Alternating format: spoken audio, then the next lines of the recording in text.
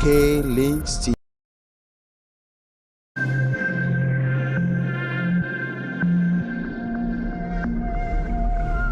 K-Links TV, the leading experience.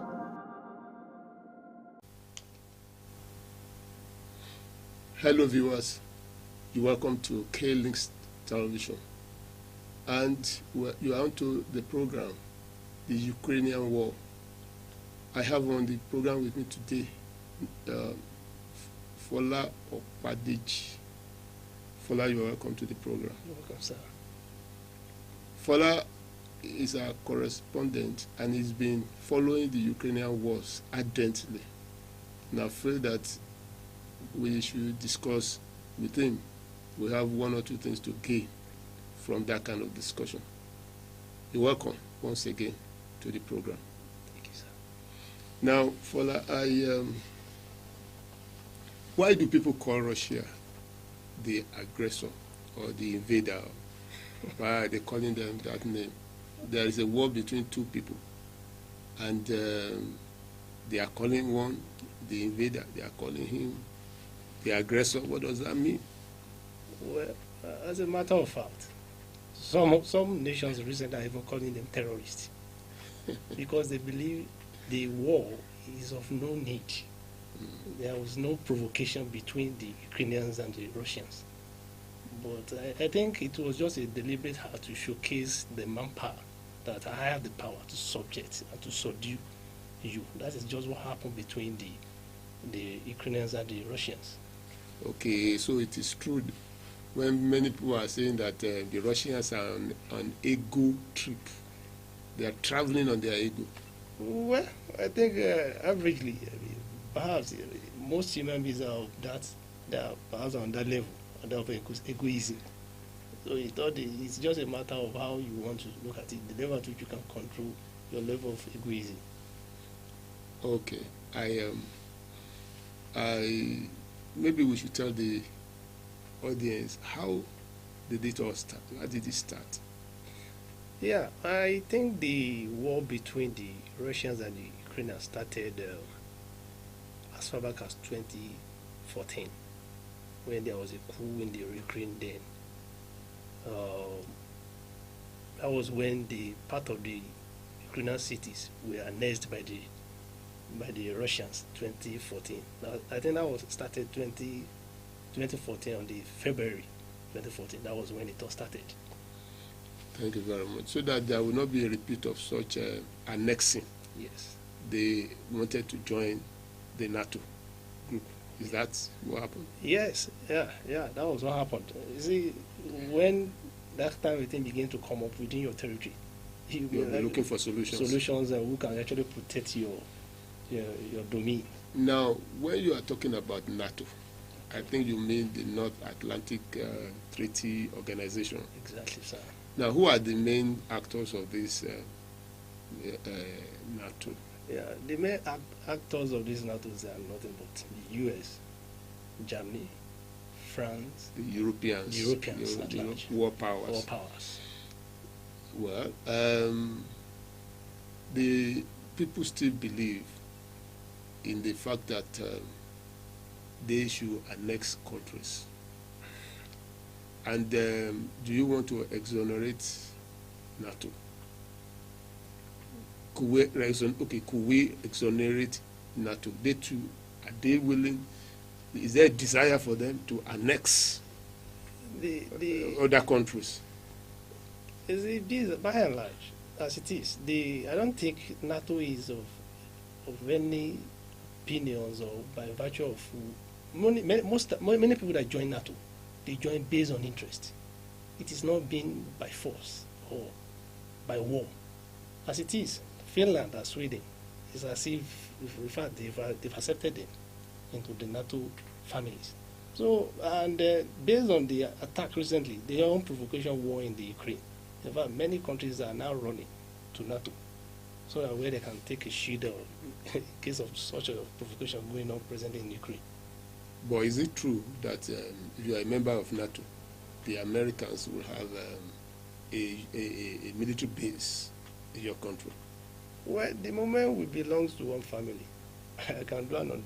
So definitely, I think that's one of the major fear of the Russians. Why they were saying that the Ukrainian cannot join the NATO, because perhaps they feel they'll be closer to them and the American military base will be set up in Ukraine.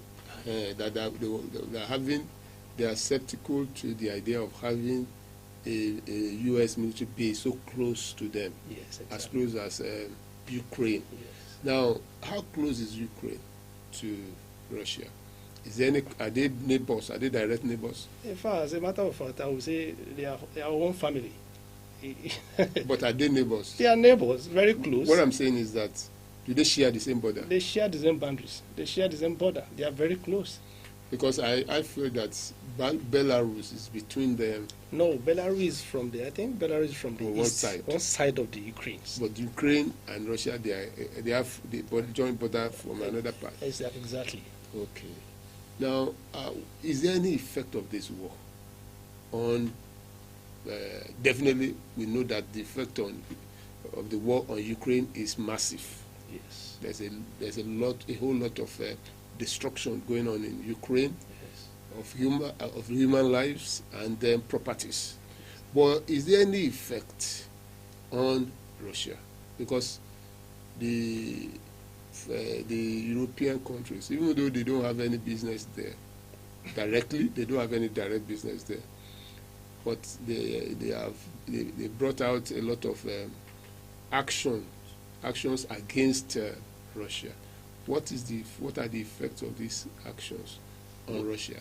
Well, thank you. When the Russians, let me feel that they are going to invade the Ukraine, the NATO members told him directly, precisely, they put in the Russian president, if you dare invade Ukraine, we will support them.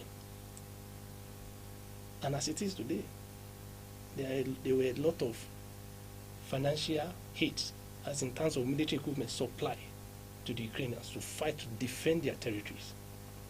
And it's not funny on the Russian soldiers. So far, there was speculation that up to 90 or 80,000 Russian soldiers has been killed. Mm-hmm. In fact, there were rumors that they were even withdrawing some of their soldiers, the one that has been seconded to defend certain territories in Syria. Mm-hmm. Yes. Okay. But then, why would the Europeans and the Americans, why would they feel that they should? What is their interest? Is their interest economical, or is it military? Why? Why would they want to stop Russia from invading Ukraine? See, I believe there's freedom of association. Okay. So if the Ukrainians, people believe they want to join NATO family, you see, whoever or association you want to join is by choice. And I of opinion, if Russians, people believe the Ukrainians is so much important to them, why can't they sit on the table, give them what they want, embrace them, instead of you going to war or pushing them or making them to join NATO family? Tell them, show the reason why they shouldn't join. Instead of you join NATO, come join us. Okay, but wait a minute. Okay. Now, the interest of America Okay. in Ukraine is costing America something. It's costing them something. It's costing them financially. It's costing them in terms of military and personnel. Now, this is more than a passing interest. It is not just because you want to associate with me. I mean, I want to associate. When Ukraine was there and Ukraine needed financial help, what were the United States, and its ally, what were they doing? Did they offer such assistance to Ukraine? Thank you, sir. You will not have you wouldn't expect the so-called world power, the Europeans, to fold their hands. Perhaps when it's simply because the Ukrainian government wants to join NATO. That was one of the bases why the Russian government is actually invading them. And by and large, let me correct certain things. You said it has cost them personnel. the NATO, none of the NATO members were actually participating in the war. It was strictly the Ukrainians that were actually defending their territories. So they were not actually participating physically, but financially supplying. As at yesterday, American government was still pledging a kind of armed deals worth about $1 billion to the Ukrainians, and likewise the UK government was actually promising them a multiple rocket launcher as against in order to defend the territories. You understand? Well, Fola, Yeah. between you and me, Okay. do you think the Americans love Ukrainians that so much to that level Well, that they are willing to give them up to $1 billion? Is this not this age-long fight between Russia and America? Is it not that fight that they are carrying on? Because I'm sure if Ukraine were to be fighting another country, maybe they were fighting Belarus. Probably America may not even be interested. well, let me Because the amount you are mentioning is staggering. yes, it's actually staggering. And some of us can use that kind of money in Africa here. If America should give us $1 billion pump $1 billion into our economy will be it will not be as it is today. Well, from my own point of view, I think what the American government and the European power were just trying to do is so that one day somehow, one singular person will not just wake up and say, okay, I want to subject the whole world under my feet. See, there must be objectivity here. If I want to be your family, I have a choice. And if I don't want to, I don't have a choice. So for Russian government to say the Ukraine doesn't have the right to associate themselves with the NATO, then it's becoming questionable. Seriously, do you think that it has gotten to that level? Do you think that suspicion is founded just because Russia is advising Ukrainians, don't bring these people so close to me, I don't want them near me. If you bring them to your country, they will be too close to me and it can cause a lot of violence. Now, this war between Russia and Ukraine is better than the war being between Russia and America, don't you think so? Well, based on my own belief, I think, in fact, some Nigerians have one opinion that how can a woman go to bed with a jackknife with her husband, and you say you expect both to wake up in the next morning? So I don't particularly know the fears of the Russians. Okay. But well, and at the same time, I can tell you their fear is still known that for Ukrainian government to join NATO, it will bring the so-called United Nations, the so-called NATO, closer to them. And perhaps, you see, there is this mentality of how you want to defend your territory. So at the same time, I will not want to blame Putin so much, but for him to go out there killing the level of human destruction in that place, there's a video I watched that honestly I find it difficult. When I watch, I was like, what exactly are they fighting over? An Ukrainian soldier his hand was tied at the back, and one of the Russian soldiers had to castrated him live on the video. Imagine. Well, by and large, they are killing machines. We know that, but how can you just kill a fellow human being live and direct? We'll still come to talk much more about the atrocities that were perpetrated by the Russians. But do you remember that there's an age-long rivalry between Russia and USSR? Yes. And then at the background of this conflict, I'm sure, is this rivalry. Now, when you're talking about the negative thing about it is that it is their rivalry, but they are bringing it upon the whole world. What are the effects of this war on the whole world and on Nigeria itself? Is there any effect? There is so much effect economically. As we have it today, the price of gas in the US has risen from between the $1 per liter to $6. It was as at Monday we were celebrating that the price has gone back to $4. And perhaps in UK, in fact, there was a time, in fact, that was one of the reasons when Boris Johnson had to resign, because many UKs they were actually protesting of the cost of living. So, be that it may, you and I know that Ukrainians and Russians are one of the largest producers of grains in the world. I'll lie to you. And recently, there's this store in Ukraine where their grains were stored. It was we learned that it was worth about $10 billion worth of grain they have stored. Imagine, I wish you had that kind of storage here in this country. I wish so. At least we can sell it. Yes. Okay, coming down to there's a lot to talk about. Yes. But I just want us to start this way.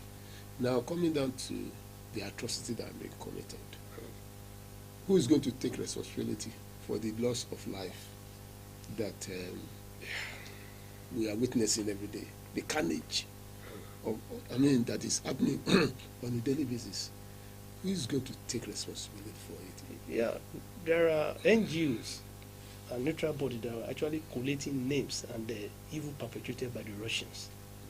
In fact, they were actually, although the Russian people were claiming that they were not actually attacking the civilians, but from the records so far and the compilations of names, some were even brutally killed, aged women. That in fact some of them their head was smashed, that they cannot even be identified, or not until some of the body were taken to labs before their body can be identified. Some were being killed and put inside all these kind of bags. So they were actually collating. So far so good. I think there was a record of about 350 something children killed so far that their names have been compiled. And we're not talking about children, I'm talking about children alone. We're not talking about adults, we're not talking about women. And then see, because there's a difference between when soldier is being killed, maybe that one is a soldier. But when a civilian is being killed, well, unfortunately, the level at which the Russians were actually launching attack, multiple rocket attack on them, I don't see the reason why most of the civilians can survive it. In fact, one of the head of a NGO resigned recently because he was actually accusing the Ukrainians that they were actually using civilians. They are shielding themselves under the civilians to attack the Russians. And the Russians that was the reason why the Russians were shelling the civilians. But later, the head of the NGO had to resign because the person believes that it was a false information, because it wasn't fun at all when the something broke out and they discovered it was false. Okay, but I'd like to ask this question that, that's the fear of the whole world now, the fear of the whole world. Do you see the possibility of countries like America, Germany, and UK joining this war? Do you see the possibility? Does the possibility exist? They are part of they are in the war already. Like I said, the UK government so far, I think I read it yesterday. They were saying the total hits of weapons they've actually packaged for the Ukrainians is about 1.5 billion euro and 1.5 billion pounds so far. And as at yesterday, one of their defense ministers was saying they are still going to supply them a multiple rocket launcher to defend themselves. Yes, I know. I'm aware of the fact and that even France were actually supporting. I'm aware of all the supports. Okay. But what I'm asking is that you know that Russians now, yes, they are attacking Ukraine. Yes. And Ukrainians are attacking Russians. The Russians. Do you see the possibility of Russia attacking the US, the United States of America, or attacking UK? Or do you see the Europeans attacking Russia? That's exactly what I Well, as at last week, based on what I read, and I think some of these journalists, even in the Russians, were even calling the so-called Putin that he should launch a nuclear war, declare nuclear wars on the US, because indirectly or directly that they were actually involved in the war within, especially when the American government had decided to give them a very long-range missiles to attack or to defend themselves. So the war is becoming so difficult for the Russians. You are trying to say that the future of this war is very, very unpredictable. Of course, in fact, anything can happen. In fact, but there was one thing Putin said. He said, when it comes to nuclear war, there may not be winner and there may not be loser. So he has told them directly that for those of you calling for nuclear war on US, it's not something so easy for them to launch. There will not be winner or loser. This is very, very fearful. Yes. Well, we'll be rounding up this program. Okay. But one last question. Okay, sir. I asked the question that is there any effect of the war on Nigeria? But you forgot to Yes. touch that. The fact remains that it also actually has a direct effect on Nigeria. As it is, the cost of living has also risen as well here in Nigeria. And perhaps I would say directly the cost of flour, because the grains the thing we are talking about, both Russians and Ukrainians are the largest producer. And so what happened to gas? well, gas, those ones has actually risen, but by and large, we can as well gain as well from it, because I see some of these European countries are even planning to start buying gas from us. So economically, we are still going to gain, but depending on the bilateral agreement between the government and those European countries. What happened? What happened? Why are they changing their mind? Where did they get their gas before? The gas, you and I know that Russians and Ukrainians are the largest, or one of the largest suppliers of gas in the world. So we provide an alternative Yes, in the of course. question of war. Well, Nigerians, do you hear that? You are going to properly make gains from this war. While some people are losing, you will be gaining because of the gas. Well, viewers, we thank you for watching this program. And it is on this note we're drawing a curtain on it. And on behalf of my guest, I am saying goodbye. Fola. Thank you, sir. Goodbye. Goodbye.